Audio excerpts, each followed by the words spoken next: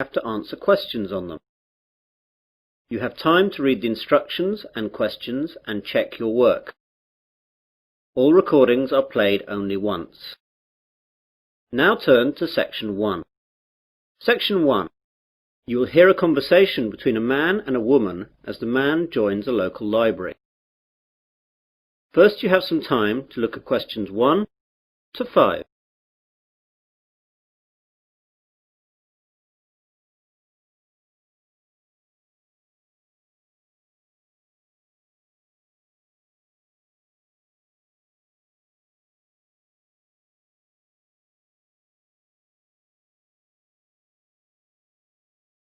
You will see that there is an example. This time only, the conversation relating to this will be played first. Hello, I'm new in the area and I'd like to join the library, please. That's no problem. Let me get an application form. Here we are. Now, all we have to do is fill this in and then I'll get you to sign it and you'll be a member. Great. Now then, what's your full name? Peter Adrian Camden. How do you spell Camden? C-A-M-D-E-N. C-A-M-D-E-N? Yes, that's right.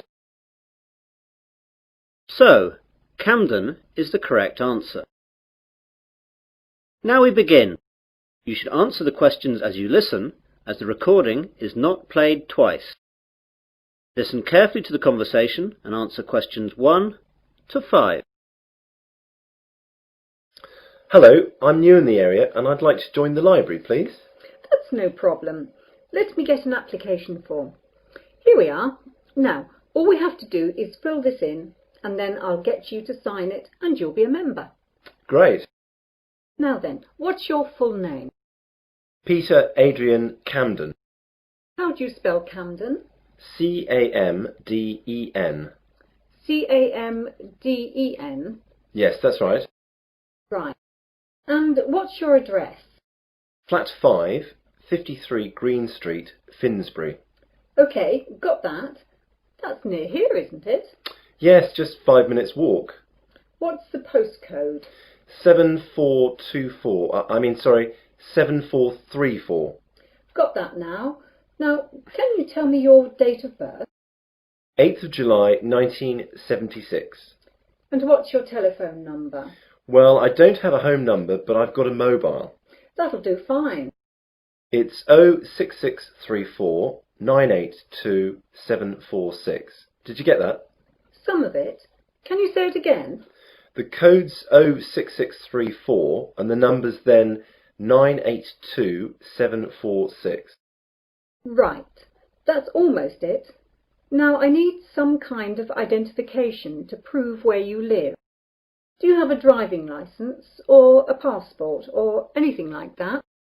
I'm afraid that everything I have has got my old address on it. Do you need it now?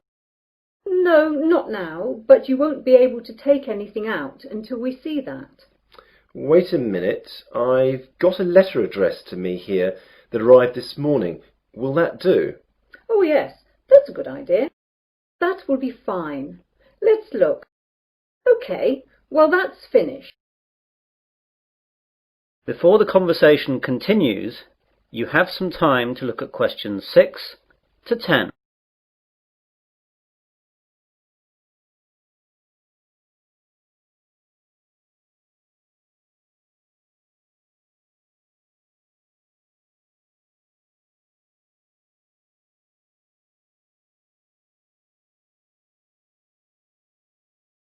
Now listen carefully and answer questions 6 to 10. Could I ask you a few questions? The council that runs the library is running a survey to find out what kind of books people prefer so that they can direct their buying. Yeah, no problem. OK, so what type of books do you like? Well, I'm very keen on mysteries. You know, when a detective is trying to find out who did the murder. Historical novels interest me too. Romance, never. My sister loves them, but they bore me to tears. I quite like books on animals too. I get them out sometimes. Not science fiction either. Too weird. Well, I think that's it then. Good. Oh, do you charge anything? The library is free unless you want to rent out some of our videos or DVDs. How much is that? Well, we rent videos out for $4 each and DVDs are $6. You must leave us a deposit of $60 as well. That's returnable, of course. I don't think I'll get any of those just yet. Can I pay later? Sure, just give the money in when you're ready to rent them out. Well, thanks very much. You've been very helpful. I might take a book out now for the weekend, if that's okay. Go ahead. Well, goodbye. That is the end of section 1. You will now have half a minute to check your answers.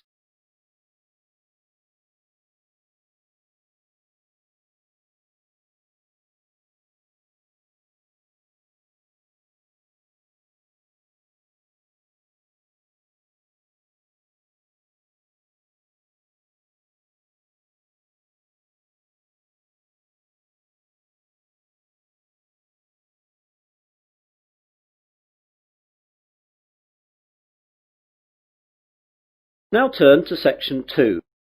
Section 2. You will hear a radio presenter interviewing a doctor. First you have some time to look at questions 11 to 14.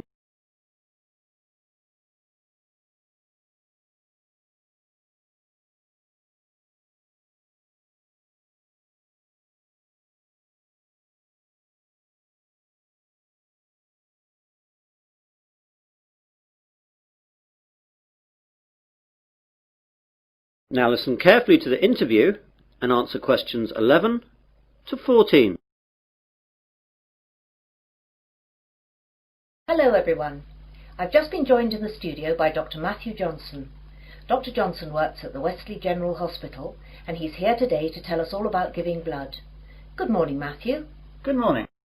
So Matthew, why is it important for us to give blood? Donating blood is not important. It's actually vital that people do this. Without donated blood, thousands of people would die every year, and it's something that could affect everyone. We all expect blood to be there for us, but barely a fraction of those who can give do. Yet, sooner or later, virtually all of us will face a time of great vulnerability in which we will need blood, and that time is all too often unexpected. The need for blood is great. On any given day, an average of 38,000 units of red blood cells are needed. Blood transfusions are often needed for victims of things such as accidents and burns, heart surgery, organ transplants, and patients receiving treatment for leukemia, cancer or other diseases. In 2002, nearly 29 million units of blood components were transfused, and with an aging population and advances in medical treatments and procedures requiring blood transfusions, the demand for blood continues to increase. We really need that much? Yes, and we need it now. Blood supplies nationwide have reached critically low levels, with less than 1 day's supply of several blood types. Thousands of accident victims, cancer patients, premature babies, and countless others who need blood to stay alive are hoping you'll care enough to help them. All blood types are needed. You now have some time to look at questions 15 to 20.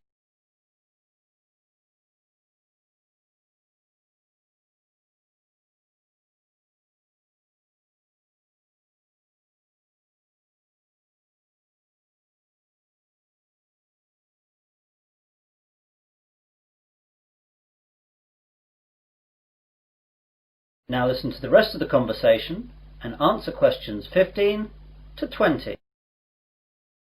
What are the different types? It's a bit more complicated than that. First we collect the whole blood from donors, and then it's sorted into the different types, which are basically O, A, B or AB, though there are also divisions here. Then the blood is split into its constituent parts. We divide it into 4 basic parts. First there are the red blood cells, then the white blood cells, then things called platelets, and finally plasma. This is shipped off to hospitals where they use the blood parts that the patients need. What are the different parts used for? Well, as I said before, the whole blood is your blood in its natural state, and something we rarely use. It's much more useful to us to have it separated into its component parts. Red blood cells are what everyone associates with blood, i.e. it's red. It's widely used to replace lost blood during surgery or when people hemorrhage. Its main function is to carry oxygen to cells. White blood cells are the most important part of the body's immune system, and they're used for patients whose normal defense systems aren't working properly. Platelets are crucial for making your blood clot, and we need to give them to patients who suffer from illnesses that deplete their natural levels of platelets, or they will bleed to death. Finally, plasma is what carries the other parts of blood around, and needs to be administered with any of the other components. Take away the red blood cells, and this is actually yellow. So that's what blood is all about. Now, you're here in Westley today to collect blood. Can you tell us where and when we can donate? Of course. We're set up here today, that's Wednesday, and for the next 2 days at Westley General Hospital at the outpatients department. Come along between 9 a.m. and 4:30 p.m. and we'll be able to deal with you within 1 hour. And let me tell you a few things that will calm your fears about giving blood. Aside from a brief needle prick, it doesn't hurt to give blood. Your body will replace the blood you donate within days of your donation. And finally, you can't catch AIDS, hepatitis, or any other disease by giving blood. And of course, you get a cup of tea and a biscuit afterwards. And can anyone give blood? Almost everyone. Donors must be in generally good health, be at least 17 years of age, weigh no less than 110 pounds, have not received a tattoo within the past year, and not have donated whole blood within the past 56 days. We screen donors with a series of questions before we take the blood, so if you're unsure, come down and we'll let you know. Please come down and see us. Remember, if you can donate 1 pint of blood, this can save up to 3 lives. Well, thanks, Matthew. I, for one, will definitely be going down to Westley General to donate. That is the end of section 2. You will now have half a minute to check your answers.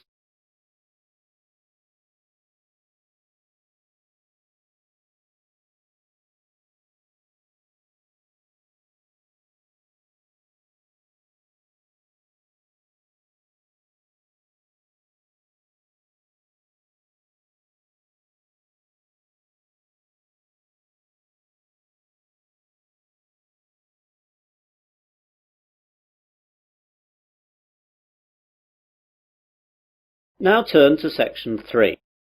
Section 3. You will hear a conversation between 3 people about use of university computers. First, you have some time to look at questions 21 to 27.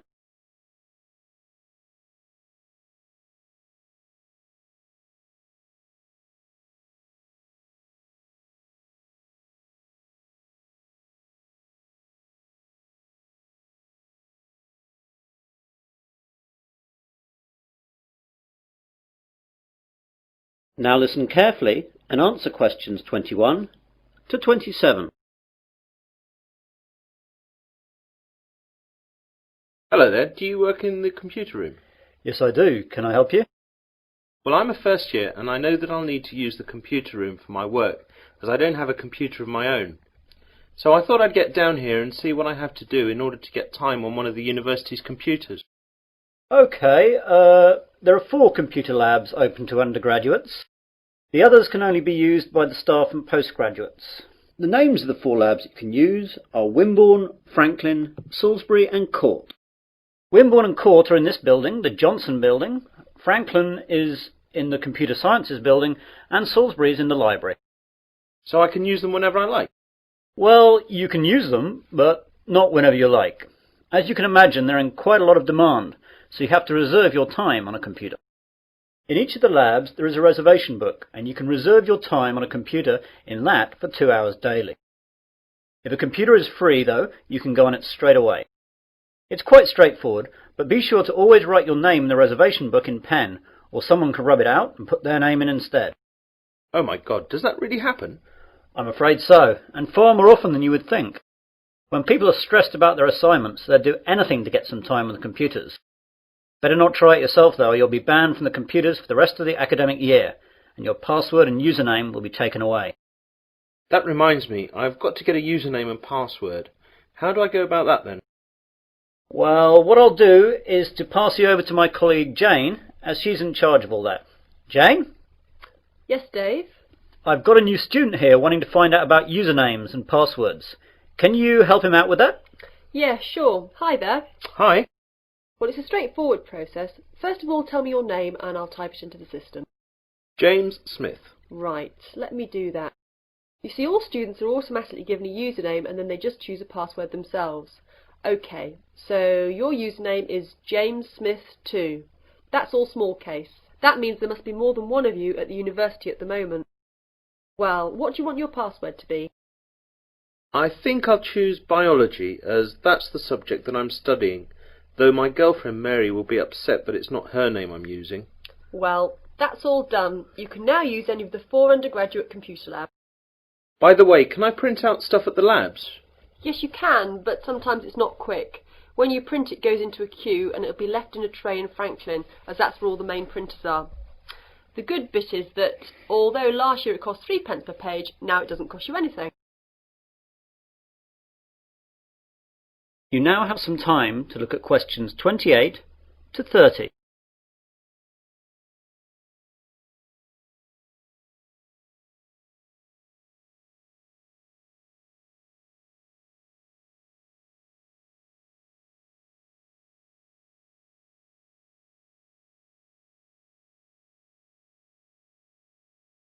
Now listen to the rest of the conversation and answer questions 28 to 30.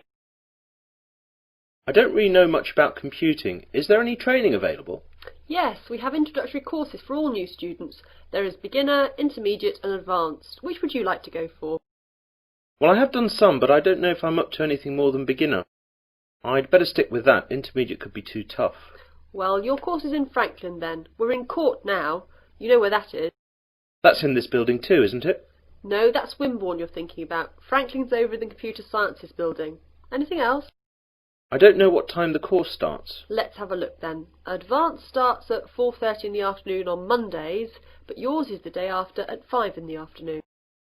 Are there any other times, as I've got a part-time job then?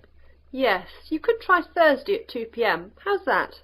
Even worse, as I've a tutorial then. Anything else? No, that's it. I'll have to rearrange work then. I can't miss the tutorial. That is the end of section 3. You will now have half a minute to check your answers.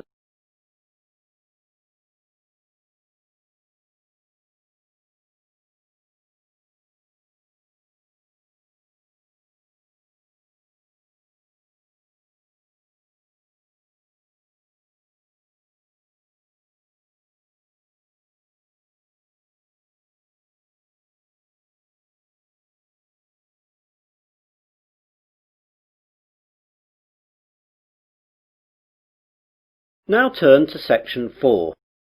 Section 4. You will hear part of a university seminar given by a student. First you have some time to look at questions 31 to 40.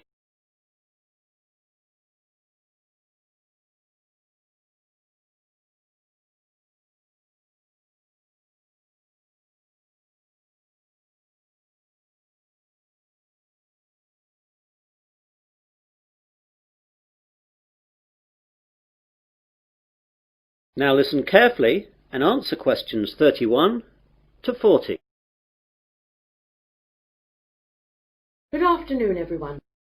In today's seminar, we're going to continue listening to different students giving us a presentation on the subject of their term paper. Now, today is Hillary's turn. So, what are you going to talk about today, Hillary? Well, some of you will know that I was brought up when I was young in Japan, and I'm going to do my term paper on Japan's bullet trains, which have revolutionized their rail industry. Japan's main island, Honshu, is covered by a network of high-speed train lines that connect Tokyo with most of the island's major cities and Fukuoka on the island of Kyushu. Japan's high-speed trains are called Shinkansen, but are known to us as bullet trains. The Japanese bullet train system is credited with being the world's first purpose-built high-speed railway, and the model and inspiration for all other similar type systems running today, such as the French TGV. The reputation it has earned for safety, speed, and punctuality is unsurpassed. I'd like to give you some figures about that. As regards safety, there has never been a death on the bullet train system since its inception in 1964, other than that caused by deliberate passenger misadventure. As far as speed is concerned, the bullet train holds the current world record for the fastest average speed between two station stops, which was 261.8 kph between Hiroshima and Kokura. The train travelled 192 kilometres in 44 minutes. This record is from the 500 series Nozomi trains, running at a maximum speed of 300 kilometres an hour between Shin Osaka and Hakata. I'll talk more about them later. The punctuality puts European train services to shame. Most trains arrive at their destination after several hours to within the second. In 1 year, the total time that all bullet trains were late by was 12 seconds. This statistic is hard to believe, but it would be difficult to prove otherwise, and that's what the rail authorities in Japan have told us. Now I'd like to tell you a bit about their history. The first bullet train was introduced in 1964 by Central and West Japan Railways for the Tokyo to Osaka route. Most of these old trains have now been discontinued. There have been several bullet train models since then. The most recent ones have been the 300, 500 and 700 series, and it's the 500 series one that can travel at 300 kph. The bullet trains operating in Japan today are of the three following categories: Nozomi, Hikari and Kodama. The Nozomi trains stop only at the most important stations and reach Osaka from Tokyo in only about 2.5 hours, and it's the most modern of bullet trains that serve as Nozomi. Hikari trains stop a little bit more frequently than Nozomi trains and need roughly 3 hours to reach Osaka from Tokyo. Kodama trains stop at all stations, and they are the local trains among bullet trains. Older models of bullet trains serve as Kodama. I'd like now to talk a little bit about the technology involved in bullet trains. The Shinkansen bullet trains consist of electrically powered cars. That means basically all individual cars are equipped with electric motor driving systems. This is in contrast to locomotive trains, in which the locomotive pulls the passenger coaches. The realization of the high-speed Shinkansen with the electric train system had a great significance. The French train à grande vitesse, or TGV, runs on a centralized power system, in which the heavyweight, high-output locomotives at both ends pull the passenger coaches. It's a system suitable to European railways, which run basically on straight tracks in wide plains with solid foundations. However, it is unsuitable in Japan, where the ground is flimsy and the tracks full of curves and undulations, and intercity distances are short, making it necessary for the trains to accelerate and decelerate frequently. One of the advantages of the electric car system is that the motor functions as a brake to reduce the speed of the train. When the power feed to the electric car motors is stopped, the wheels continue revolving, keeping the motors rotating, resulting in electricity generation by magnetic induction.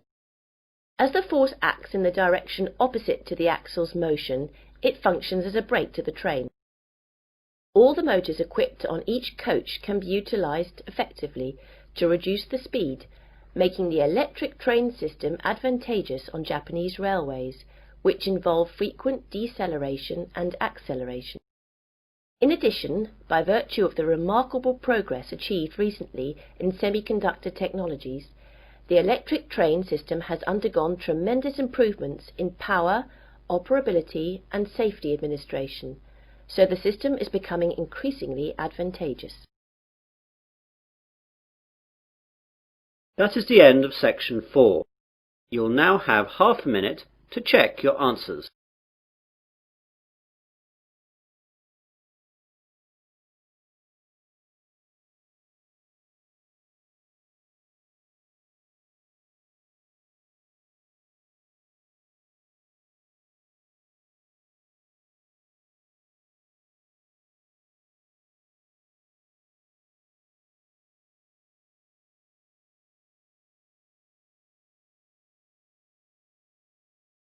That is the end of listening test 3. In the IELTS test, you would now have 10 minutes to transfer your answers to the listening answer sheet.